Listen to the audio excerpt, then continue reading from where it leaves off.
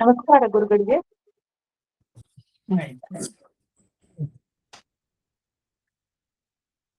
ಸುಮತಿಭಿರನುಮೇಜಂ ಶುಭ್ರಕಾಯಂ ನಮಸ್ಕಾರ ಗುರುಗಳಿಗೆ. ಸುಖಮಯಮನಪಾಯಂ ಮುಕ್ತಿಪಾದಂ ವಿಮಾಜಂ ರಹಜಮಹಮಮೇಜಂ ಧ್ಯೇಯಮಾಮ್ನಾಜಗೇಜಂ ಸದಜಮಸದಜೇಜಂ ಶ್ರೀಸಹಾಜಂ ಭಜೇಜಂ ಅಂಜನಾಸೂನು ಸಾನ್ನಿಧ್ಯಾದ್ ವಿಜಯೇನ ವಿರಾಜಿತಂ ಅಜಿತಪ್ರೀತಿಜನಕಂ ಭಜೇಹಂ ವಿಜಯಧ್ವಜಂ ತಪಸ್ವಾಧ್ಯಾಯ ಶುಶ್ರೂಷಾ ಕೃಷ್ಣಪೂಜಾರತಂ ಮುನಿಂ ವಿಶ್ವೇಶಮಿಷ್ಟದಂ ವಂದೇ ಪರಿಮ್ರಾಟ್ ಚಕ್ರವರ್ತಿನಂ. ಶ್ರೀ ಗುರುಭ್ಯೋ ನಮಃ. ಹರಿ ಓಂ.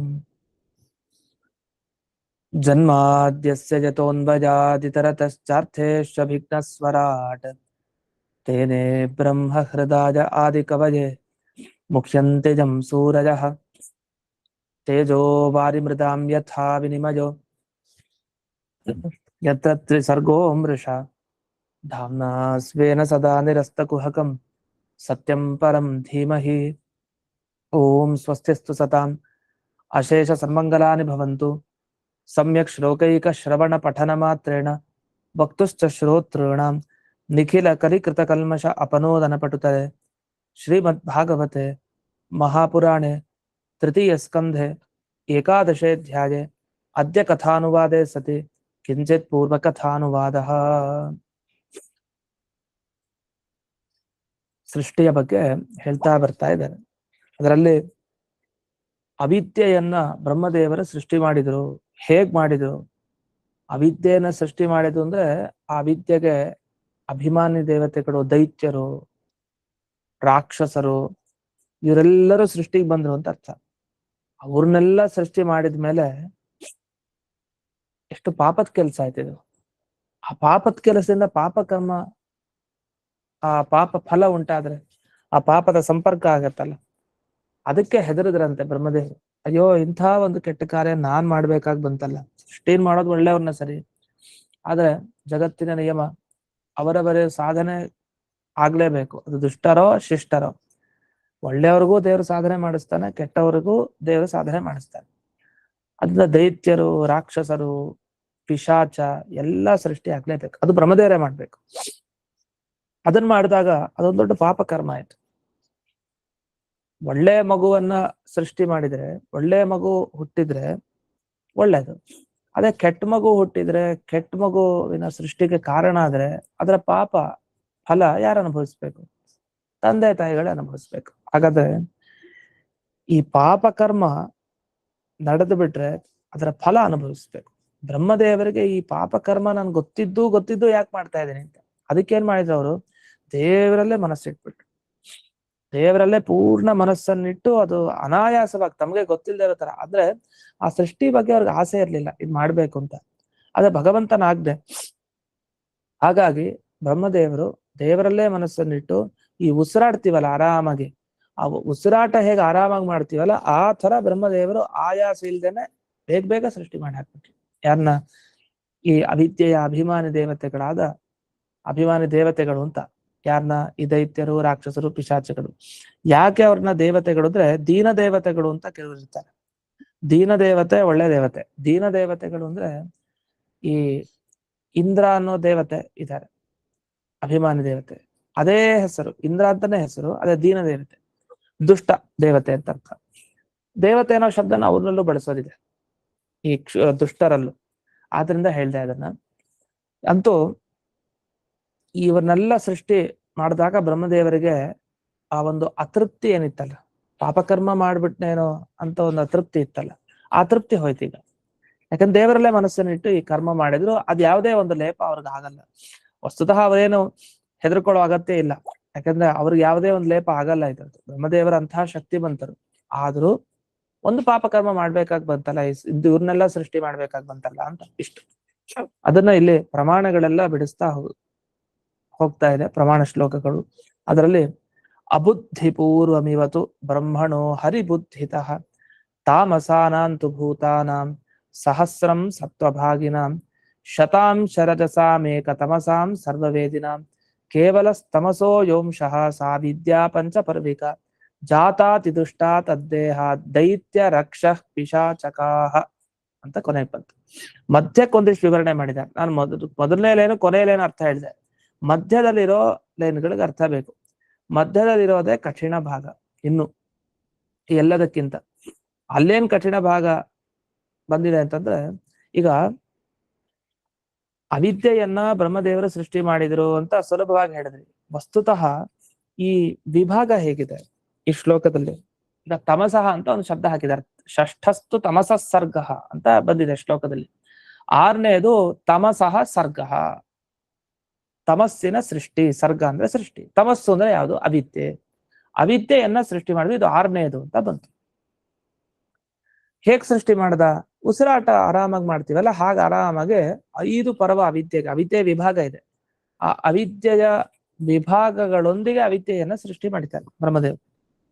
ಈ ತಮಸಃ ಅನ್ನೋ ಶಬ್ದ ಒಂದೇ ಇದೆ ವಸ್ತುತಃ ಶ್ಲೋಕದಲ್ಲಿ. ಅದನ್ನ 2 ಸಲ ಇಟ್ಕೊಬೇಕಂತೆ ವ್ಯಾಖ್ಯಾನದಲ್ಲಿ ಹೇಳ್ತಾರೆ.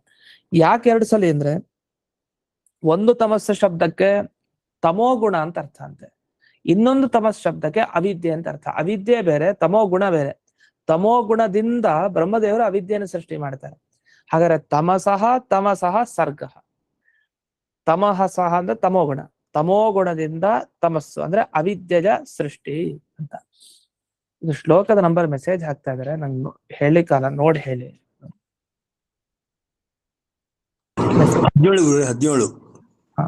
17 ಶ್ಲೋಕ ನಂಬರ್ 17. ಸರಿ, ಆಯ್ತು.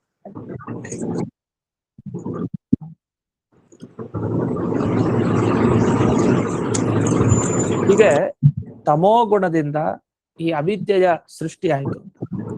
ತಮೋಗುಣದಿಂದ ಅವಿದ್ಯೆಯ ಜೊತೆಗೆ ಅವಿದ್ಯೆಯ ವಿಭಾಗಗಳು ಸೃಷ್ಟಿಗೆ ಬಂದಿದೆ ಅಂತ ಅರ್ಥ ಆಯ್ತು. ಅಲ್ಲಿ ಹೇಗ್ ಸೃಷ್ಟಿಗೆ ಬಂತು ಅನ್ನೋ ವಿಷಯವನ್ನ ಈಗ ಬಿಡಿಸ್ತಾ ಹೋಗ್ತಾರೆ. ಮತ್ತೆ ಶಬ್ದ ತುಂಬಾ ಬರ್ತಾ ಇದೆ, ಮ್ಯೂಟ್.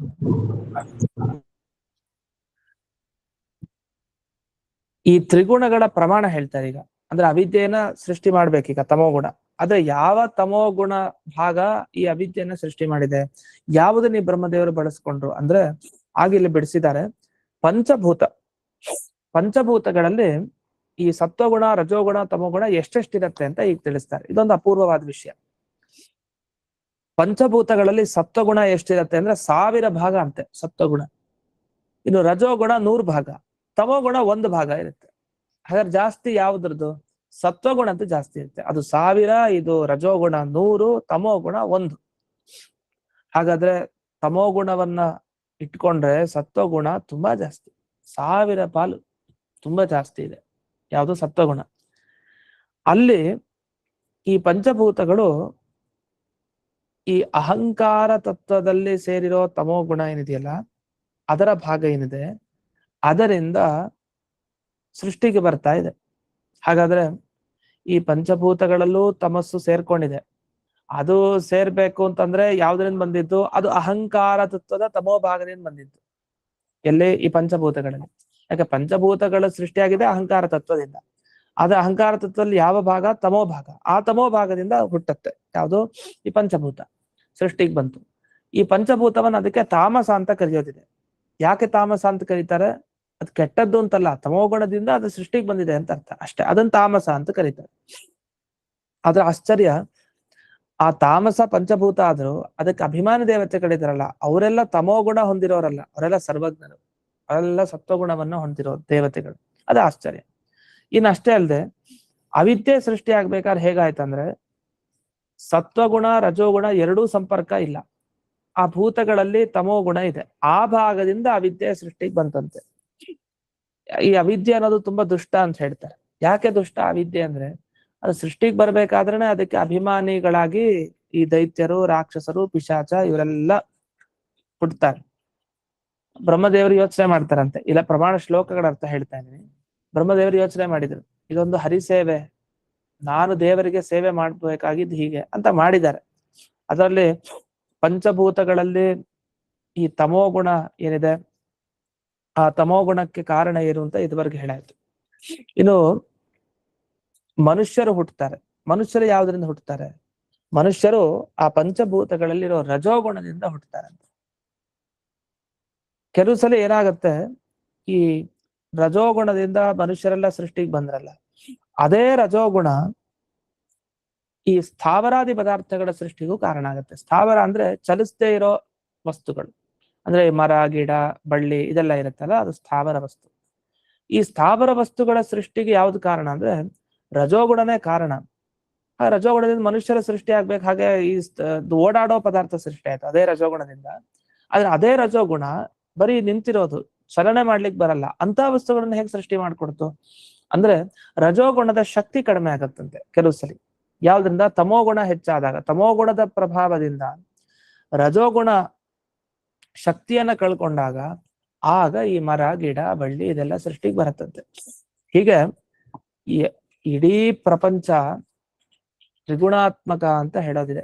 ಶಾಸ್ತ್ರದಲ್ಲಿ ಒಂದು ಶಬ್ದ ಬಳಸ್ಬಿಡ್ತಾರೆ ಸುಲಭವಾಗಿ, ಇದನ್ನೆಲ್ಲಾ ಕಡೆ ಬಳಸೋದಿದೆ ನಾವು. ಜಗತ್ನಲ್ಲಿ ಏನು ಎಲ್ಲಾ ಕಡೆನೂ ಸತ್ವಗುಣ, ರಜೋಗುಣ, ತಮೋಗುಣ ಇದೆ. ಈ ಮೂರು ಗುಣನೇ ಇಡೀ ಜಗತ್ತಕ್ಕೆ ಕಾರಣ. ತ್ರಿಗುಣಾತ್ಮಕವಾಗಿದೆ ಪ್ರಪಂಚ ಅಂತೆಲ್ಲ ಹೇಳ್ಬಿಡ್ತೀವಿ ಸುಲಭ. ಆದ್ರೆ ಎಷ್ಟು ಕಷ್ಟ ಅಂದ್ರೆ ಇದು ವಿವರಣೆ ಮಾಡೋದು. ಸತ್ವಗುಣದಲ್ಲಿ ಎಷ್ಟು ಭಾಗ, ಸತ್ವಗುಣದ ಭಾಗ ಎಷ್ಟು, ಅದರಲ್ಲೇ ಎಷ್ಟು ಅಂಶ, ಮತ್ತೆ ರಜೋಗುಣದ್ದೆಷ್ಟು, ತಮೋಗುಣದ ಅಂಶ ಎಷ್ಟು ಅಂತ ತಿಳ್ಕೊಂಡು ಎಷ್ಟೆಷ್ಟು ಭಾಗದಿಂದ ಏನೇನು ಸೃಷ್ಟಿಗೆ ಬಂತು ಅಂತ ಹೇಳ್ಬೇಕು. ಇದೆಲ್ಲ ಗಮನಿಸಿದಾಗ ಕೊನೆಗೆ ಅರ್ಥ ಆಗತ್ತೆ ಇಡೀ ಜಗತ್ತು ಈ ಮೂರಿಂದಲೇ ಬಂದಿರೋದು ಅಂತ.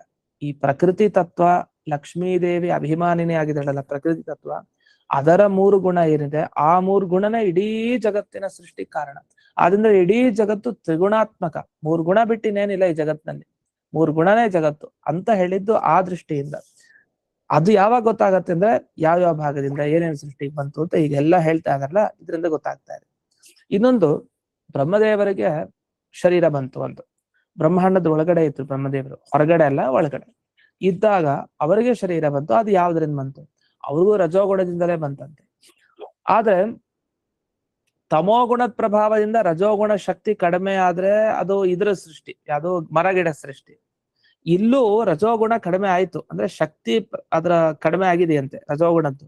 ಆದ್ರೆ ಯಾವುದರಿಂದ? ತಮೋಗುಣದಿಂದಲ್ಲ ಕಡಿಮೆ ಆಗಿದ್ದು ಈ ಸಲ, ಇದು ಸತ್ವಗುಣದಿಂದ ಕಡಿಮೆ ಆಗೋಗಿದೆ. ಯಾವುದು? ರಜೋಗುಣದ ಶಕ್ತಿ. ರಜೋಗುಣ ಶಕ್ತಿ ಕಡಿಮೆ ಆದಾಗ ಅದು ಚತುರ್ಮುಖ ಬ್ರಹ್ಮದೇವರಿಗೆ ಒಂದು ಶರೀರ ಸೃಷ್ಟಿ ಮಾಡಿ ಕೊಡ್ತಂತೆ. ಅಂದ್ರೆ ಚತುರ್ಮುಖ ಬ್ರಹ್ಮದೇವರು ರಜೋಗುಣದ ಶರೀರ ಪಡೆದಿದ್ದಾರೆ, ಹಾಗಂದ್ಕೊಳ್ಳೆ ಅವ್ರ ಶ್ರೇಷ್ಠ ಶರೀರ ಅಲ್ಲ ಅಂತ ಹೇಳ್ಬೇಡಿ. ರಜೋಗುಣ ಇದ್ದು ಇಲ್ದೇ ಇರೋ ತರ ಅಂತ ಅರ್ಥ. ರಜೋಗುಣ ಇರತ್ತೆ, ಅದರಿಂದ ಸೃಷ್ಟಿಗೆ ಬಂತು ಬ್ರಹ್ಮದೇವರ ಶರೀರ. ಆದ್ರೆ ಸತ್ವಗುಣ ಪ್ರಭಾವ ಜಾಸ್ತಿ ಆಗಿದ್ರಿಂದ ರಜೋಗುಣದ ಶಕ್ತಿ ಕಡಿಮೆ ಆಯ್ತು. ಅದನ್ನೇನಾಯ್ತು? ಇದ್ರೂ ಇಲ್ಲೇ ಇರೋ ಹಾಗೆ. ಅದಕ್ಕೆ ವಿಲೀನ ಪ್ರಕೃತಿತಯ ಅಂತರಾಯ ವಿಧುರೋಪಿ ಅಂತ ಹೇಳ್ತಾ ಇರ್ತೀವಿ. ಇದ್ರ ಅರ್ಥ ಏನು? ಪ್ರಕೃತಿ ಇಲ್ಲ ಅಂತಿಲ್ಲ, ಪ್ರಕೃತಿ ಬಂಧನ ಅವರಿಗಿದೆ. ಯಾವ ರೀತಿ ಇದೆ? ಸುಟ್ಟು ಬಟ್ಟೆ ತರ ಇದೆ ಅಂತ. ಸುಟ್ಟು ಬಟ್ಟೆಯಿಂದ ಹೊತ್ಕೊಳ್ಲಿಕ್ಕಾಗತ್ತ? ನಮ್ಮ ದೇಹವನ್ನ ಚಳಿಯಿಂದ ತಪ್ಪಿಸ್ಕೊಳ್ಳಿಕ್ಕೆ ಸಾಧ್ಯನಾ? ಇಲ್ಲ. ನಮ್ಮ ದೇಹವನ್ನ ಏನು ಈ ಚಳಿ ಬಾಧಿಸ್ತಾ ಇದೆ, ಆ ಚಳಿಯನ್ನ ಪರಿಹರಿಸ್ಕೊಳ್ಳಿಕ್ಕೆ ಇದು ಸಾಕಾಗಲ್ಲ, ಯಾವುದು? ಸುಟ್ಟು ಬಟ್ಟೆ. ಹೊರತು ಒಳ್ಳೆಯ ಬಟ್ಟೆನೆ ಬೇಕು. ಅದರಿಂದ ಪ್ರಕೃತಿ ತತ್ವ ಇದೆ ಯಾರಿಗೆ? ಬ್ರಹ್ಮದೇವರಿಗೆ, ವಾಯುದೇವರಿಗೆ, ಋಜುದೇವತೆಗಳಿಗೆ ಎಲ್ಲ ಇದೆ ಅಂದ್ರೆ ಅದು ಇದ್ರೂ ಕೆಲಸ ಮಾಡಲ್ಲ ಅಂತ ಅರ್ಥ, ಅದು ಉಪಯೋಗಿ ಅಲ್ಲ ಅಂತ ಅರ್ಥ. ಈ ದೃಷ್ಟಿಯಲ್ಲಿ ಇಲ್ಲಿ ಸತ್ವಗುಣ, ರಜೋಗುಣ ಮತ್ತೆ ತಮೋ ಗುಣಗಳನ್ನ ಇಟ್ಟುಕೊಂಡು ಯಾವುದರ ಪ್ರಭಾವ ಹೆಚ್ಚಿರುತ್ತೆ, ಯಾವುದರ ಪ್ರಭಾವ ಎಲ್ಲಿರಲ್ಲ ಅನ್ನೋ ವಿಷಯವನ್ನ ಇದುವರೆಗೆ ತಿಳಿಸಿದ್ದಾರೆ. ಇದಾದ್ಮೇಲೆ ಬ್ರಹ್ಮದೇವರ ಶರೀರ ಏನೋ ಸೃಷ್ಟಿ ಆಯ್ತು ಬ್ರಹ್ಮಾಂಡದ ಒಳಗಡೆ. ಆದ್ರೆ ಅದಲ್ಲೊಂದು ಆಶ್ಚರ್ಯದ ವಿಷಯ ಹೇಳ್ತಾರೆ. ಈಗ ರಜೋಗುಣದಿಂದ ಸೃಷ್ಟಿ ಆಯ್ತಲ್ಲ ಬ್ರಹ್ಮದೇವರದು, ಅಲ್ಲಿ ರಜೋಗುಣದ ಶಕ್ತಿ ಕಡಿಮೆ ಆಯ್ತು, ಸತ್ವಗುಣ ಹೆಚ್ಚು ಆಯ್ತು ಅದ್ರ ಪ್ರಭಾವ ಅಂತ. ಅದೇ ತಮೋಗುಣನೂ ಇರತ್ತಂತೆ ಆ ಶರೀರದಲ್ಲಿ. ಅದು ಏನು? ರಜೋಗುಣದ 100ನೇ ಅಂಶ ಅಂತೆ. ಅಂದ್ರೆ ಏನೂ ಲೆಕ್ಕಕ್ಕಿರಲ್ಲ, ಸುಮ್ಮನೆ ಅದು ಇದ್ದ ಹಾಗೆ ಅಷ್ಟೇ, ಅದ್ರ ಪಾತ್ರ ಏನೂ ಇರಲ್ಲ. ಯಾಕಂದ್ರೆ ಸತ್ವಗುಣ ಜಾಸ್ತಿ ಆಗಿದ್ರಿಂದ ಮಿಕ್ಕಿದ ಗುಣಗಳ ಪ್ರಭಾವ ಕಡಿಮೆ ಇರುತ್ತೆ ಅಂತ. ಆದ್ರೆ ಇಲ್ಲಿ ಹೇಗಾಗೋಯ್ತು ಅಂದ್ರೆ ತಮೋ ಗುಣ ಅದರ ಪ್ರಭಾವ ಏನೂ ಇರಲ್ಲ, ಅದರ ಬಲ ಎಲ್ಲ ಹೊರಟೋಗ್ಬಿಟ್ಟಿರುತ್ತೆ, ಹೆಸರಿಗೆ ಮಾತ್ರ ಗುಣ ಇರುತ್ತೆ ಅಷ್ಟೇ. ಆ ತರ ಇದೆ. ಸರಿ, ಇದನ್ನ ಏನು ಹೇಳಿಕ್ ಹೊರಟ್ರಿ? ಆ ತಮೋ ಗುಣ ಯಾಕೆ ಬೇಕಾಯ್ತು ಅಂದ್ರೆ ಆ ತಮೋ ಗುಣನೇ ಮುಂದೆ ರುದ್ರದೇವರ ಶರೀರ ಬರ್ಲಿಕ್ಕೆ ಅದು ಕಾರಣ ಆಗಿರುತ್ತೆ. ಅಂದ್ರೆ ಏನಾಯ್ತು? ಸತ್ವಗುಣದಿಂದಾಗಿ ಬಲ ಹೊರಟೋಗಿದೆ ಆ ತಮೋ ಗುಣದಲ್ಲಿ. ಬಲ ಹೋಗಿರುವಂತಹ ತಮೋ ಗುಣದಿಂದ ರುದ್ರದೇವರ ಶರೀರ ಹುಟ್ಟಿತು. ಅದನ್ನ ರುದ್ರದೇವರಿಗೂ ಆ ಸಮಸ್ಯೆ ಇಲ್ಲ, ಆ ತಮೋ ಗುಣದ ಪ್ರಭಾವ ರುದ್ರದೇವರಲ್ಲಿರುತ್ತೆ ಅಂತೆಲ್ಲ ಹೇಳ್ಬಾರ್ದು. ಅದೇನು ನಿರ್ಬಲವಾದಂತಹ ಆ ತಮೋಭಾಗದಿಂದ ರುದ್ರದೇವರ ಶರೀರ ಸೃಷ್ಟಿಗೆ ಬಂದಿದೆ. ಇದಾಗಿ ಒಟ್ಟಾಗಿ ಏನರ್ಥ ಆಯ್ತು? ಬ್ರಹ್ಮಾಂಡದ ಒಳಗಡೆನೂ ಇಂದ್ರಾದಿ ದೇವತೆಗಳು ಹುಟ್ಟುತ್ತಾರೆ, ಮತ್ತೆ ಬ್ರಹ್ಮಾಂಡದ ಹೊರಗಡೆ ಆಯಾಯ ತತ್ವಗಳಿಗೆ ಅಭಿಮಾನಿ ದೇವತೆಗಳಾಗಿಯೂ ಹುಟ್ಟಿರ್ತಾರೆ. ಇನ್ನೊಂದು ವಿಷಯ ಹೇಳ್ತಾರೆ. ಈಗ ಇಷ್ಟೆಲ್ಲ ಹೇಳಿ, ಈಗ ದೇವತೆಗಳು ಬ್ರಹ್ಮಾಂಡದ ಒಳಗಡೆ ಹುಟ್ಟುತ್ತಾರೆ ಅಂದ್ರೆ ಹೇಗೆ ಹುಟ್ಟುತ್ತಾರೆ? ಕೆಲವರು ಸಿಂಹ, ಆನೆ, ಈ ಎಲ್ಲ ರೂಪಗಳಲ್ಲಿ ಬರಬಹುದು. ಕೃಷ್ಣನ ಅವತಾರ ಆದಾಗ ಆಯಾಯ ರೂಪದಲ್ಲಿ ಇದ್ರಂತೆ ದೇವತೆಗಳು. ಕೆಲವರು ಮನುಷ್ಯ ರೂಪದಲ್ಲಿ ದೇವತೆಗಳು ಅವತರಿಸಿರ್ತಾರೆ. ಅಂಥವ್ರಿಗೆ ಶಕ್ತಿ ಕಡಿಮೆ ಇರುತ್ತೆ. ದೇವತೆಗಳೇ ಮನುಷ್ಯರಾಗಿ ಅವತರಿಸಿದಾಗ ಶಕ್ತಿ ಕಡಿಮೆ ಇರುತ್ತೆ. ಯಾವ ಶಕ್ತಿ ಕಡಿಮೆ ಇರುತ್ತೆ? ಭೌತಿಕ ಸತ್ವ ಅಂತಾರೆ. ಅಂದ್ರೆ ಈ ಪಂಚಭೂತಗಳಿರೋ ಸತ್ವ ಇದೆಯಲ್ಲ, ಈ ಕೆಳಗಡೆ ಈ ಲೋಕಕ್ಕೆ ಬಂದಾಗ ಆ ಸತ್ವಗುಣ ಕಡಿಮೆ ಆಗಿರುತ್ತಂತೆ, ರಜೋಗುಣದಿಂದಾಗಿ ಕಡಿಮೆ ಆಗಿರುತ್ತೆ. ಅದು ಮಾತ್ರ ಉಲ್ಟಾ, ಮೇಲಕ್ಕಲ್ಲಿ ಸತ್ವಗುಣದಿಂದ ರಜೋಗುಣದ ಶಕ್ತಿ ಕಡಿಮೆ ಆಗಿರುತ್ತೆ, ಇಲ್ಲಿ ರಜೋಗುಣದಿಂದ ಸತ್ವಶಕ್ತಿ ಕಡಿಮೆ ಆಗಿರುತ್ತೆ ಅಂತ. ಇಲ್ಲಿ ಭೂಲೋಕದಲ್ಲಿ ದೇವತೆಗಳು ಅವತರಿಸಿದಾಗ ಈ ರೀತಿ ಒಟ್ಟು ಏನ್ ಬೇಕಾರಾಗ್ಲಿ ಪಂಚಭೂತಗಳಲ್ಲಿ ಇರುವಂತಹ ಸತ್ವಗುಣ, ರಜೋಗುಣ, ತಮೋಗುಣ ಎಲ್ಲಾ ಕಡೆ ವ್ಯಾಪಿಸಿಕೊಂಡು ಎಲ್ಲರ ಒಂದು ದೇಹಕ್ಕೆ ಕಾರಣ ಆಗ್ತಾ ಇದೆ. ಇಷ್ಟು ಈ ಸಾತ್ವಿಕರ ಬಗ್ಗೆ ಎಲ್ಲ ಹೇಳ್ತಾ ಬಂದ್ರು. ಇನ್ನು ಈ ಅಧಮರ ಬಗ್ಗೆ, ಅಂದ್ರೆ ಅಂಧಂತಮಸ್ಸಿಗೆ ಹೋಗ್ಲಿಕ್ಕೆ ಯೋಗ್ಯತೆ ಇರೋರ ಬಗ್ಗೆ ಹೇಳ್ತಾರೆ. ಅವ್ರಿಗೆ ನೋಡಿ ಅವರ ಸ್ವರೂಪ ಏನು? ಅಂಧಂತಮಸ್ಸಿಗೆ ಹೋಗೋರ ಆ ದೈತ್ಯರ ಸ್ವರೂಪ, ಅದರಲ್ಲಿ ಚೂರು ಸತ್ವದ ಸಂಬಂಧ ಇರಲ್ವಂತೆ. ಅದು ಒಳ್ಳೆತನ ಅನ್ನೋದೇ ಇರಲ್ಲ, ಸತ್ವದ ಸಂಬಂಧ ಚೂರು ಇರಲ್ಲ. ಆದ್ರೆ ಈ ರಾಜಸರು ಇರ್ತಾರಲ್ಲ, ಮಧ್ಯಮರು, ಅಂದ್ರೆ ಈ ಕಡೆ ಅಂಧಂತಮಸ್ಸಿಗೆ ಹೋಗಲ್ಲ, ಹಾಗಂತ ಈ ಕಡೆ ಮೋಕ್ಷಕ್ಕೂ ಹೋಗಲ್ಲ, ಅರ್ಧಂಬರ್ಧ ಮಧ್ಯಸ್ಥಿತಿ, ತ್ರಿಶಂಕು ಪರಿಸ್ಥಿತಿ, ಆ ಕಡೆನೂ ಈ ಕಡೆನೂ ಮಧ್ಯದ ಪರಿಸ್ಥಿತಿ. ಈ ಮಧ್ಯದ ಪರಿಸ್ಥಿತಿಲಿ ಇರುವಂತಹ ಮನುಷ್ಯರೇನಿದ್ದಾರೆ, ಇವರ ಸ್ವರೂಪ ಹೇಗಿರುತ್ತೆ ಅಂದ್ರೆ ಸುಖನೂ ಇರುತ್ತೆ, ದುಃಖನೂ ಇರುತ್ತೆ. ಹಾಗೆ ಆ ಸ್ವರೂಪನೇ ಹಾಗೆ, ಅದೇನ್ ಮಾಡ್ಲಿಕ್ಕೆ ಬರಲ್ಲ. ಈ ರೀತಿ ಈ ಸತ್ವಗುಣ, ತಮೋಗುಣ ಮತ್ತೆ ರಜೋಗುಣ, ಯಾವುದರ ಶಕ್ತಿ ಕಡಿಮೆ, ಯಾವಾಗ ಯಾವುದರ ಪ್ರಭಾವ, ಅದರಿಂದ ಏನೇನು ಸೃಷ್ಟಿ ಆಗುತ್ತೆ ಅನ್ನೋದರ ವಿವರಣೆ ಎಲ್ಲ ಬರ್ತಾ ಇದೆ. ಇದಾದ್ಮೇಲೆ ಈಗ ಯಾರು ಉತ್ತಮರು, ಯಾರು ಅಧಮರು, ಆ ವಿಭಾಗ ಹೇಳ್ತಾರೆ. ಅಂದ್ರೆ ಯಾರನ್ನ ನಾವು ಶ್ರೇಷ್ಠರು ಅಂತ ತಿಳ್ಕೊಬೇಕು. ಇಷ್ಟು ದೇವತೆಗಳಿದ್ದಾರೆ, ಇಷ್ಟು ದೈತ್ಯರಿದ್ದಾರೆ, ಎಲ್ಲರಲ್ಲೂ ಸತ್ವಗುಣ, ರಜೋಗುಣ, ತಮೋಗುಣ ಅಂತರ್ಭೂತ ಆಗಿದೆ. ಯಾರಿಗ್ ದೇಹ ಸಿಕ್ತರೂ ಈ 3 ಗುಣ ಬಿಟ್ಟೇನ್ ಯಾರ ಹತ್ರನೂ ಏನಿಲ್ಲ. ಒಬ್ಬರಲ್ಲಿ 100 ಭಾಗ ಇರ್ಬೋದು, ಇನ್ನೊಬ್ರಲ್ಲಿ 1 ಭಾಗ ಇರ್ಬೋದು, ಇನ್ನೊಬ್ರಲ್ಲಿ 50, ಇನ್ನೊಬ್ರಲ್ಲಿ 100, ಇಷ್ಟೇ ಇರೋದಂತೂ ಸತ್ವಗುಣ, ರಜೋಗುಣ, ತಮೋಗುಣ ಇದ್ದೇ ಇದೆ ಎಲ್ಲಾ ಕಡೆ. ಏನು ಸ್ವಲ್ಪ ಆಚೆ ಈಚೆ ವ್ಯತ್ಯಾಸ ಅನ್ನೋದು ಬಿಟ್ರೆ ಇನ್ನೇನ್ ವ್ಯತ್ಯಾಸ ಇಲ್ಲ. ಹಾಗಾದ್ರೆ ಒಬ್ಬರನ್ನ ಉತ್ತಮ, ಇನ್ನೊಬ್ರನ್ನ ಅಧಮ ಅಂತ ಹೀಗೆಲ್ಲ ಕರೆಯೋದು ಹೇಗೆ ವ್ಯವಸ್ಥೆ? ಎಲ್ಲರೂ ತ್ರಿಗುಣ ಸಂಪರ್ಕಕ್ಕೆ ಬಂದ್ಬಿಟ್ರಲ್ಲ ಅಂದ್ರೆ ಅದಕ್ಕೆ ಉತ್ತರ ಹೇಳ್ತಾರಿಲ್ಲ. ಕೆಲವರಲ್ಲಿ ಈ ಸತ್ವಗುಣದ ಕಾರ್ಯ ಹೆಚ್ಚಿರುತ್ತೆ. ಏನು? ಈ ಜ್ಞಾನ, ಸುಖ. ಯಾರ ಹತ್ರ ಜ್ಞಾನ ತುಂಬಾ ಜಾಸ್ತಿ ಇದೆ, ಯಾರ ಹತ್ರ ಸುಖ ತುಂಬಾ ಜಾಸ್ತಿ ಇದೆ, ಅವರೆಲ್ಲ ಬೇರೆಯವ್ರಿಗಿಂತ ಉತ್ತಮರು ಅಂತ ಪರಿಗಣನೆಯನ್ನು ಮಾಡಿ ಅಂತ ಇದು ಒಂದು. ಇನ್ನು ದ್ವೇಷ ಯಾರಲ್ಲಿ ಹೆಚ್ಚೆಚ್ಚಿರುತ್ತೆ, ತಮೋಗುಣದ ಕಾರ್ಯ ಅದು, ಅಂತವನ್ನ ಅಧಮರು ಅಂತ ತಿಳ್ಕೊಳ್ಳಿ. ರಜೋಗುಣದ ಕಾರ್ಯ ಯಾರಲ್ಲಿ ಹೆಚ್ಚೆಚ್ಚಿರುತ್ತೆ ಅಂತವನ್ನ ಮಧ್ಯಮರು ಅಂತ ತಿಳಿ. ಹೀಗೆ ಜೀವರಲ್ಲಿ ತಾರತಮ್ಯ, ಯಾರು ಉತ್ತಮರು ಜೀವರಲ್ಲಿ, ಯಾರು ಮಧ್ಯಮರು, ಯಾರು ಅಧಮರು ಅನ್ನೋ ವಿಷಯವನ್ನ ತಿಳಿಸಿದ್ರು.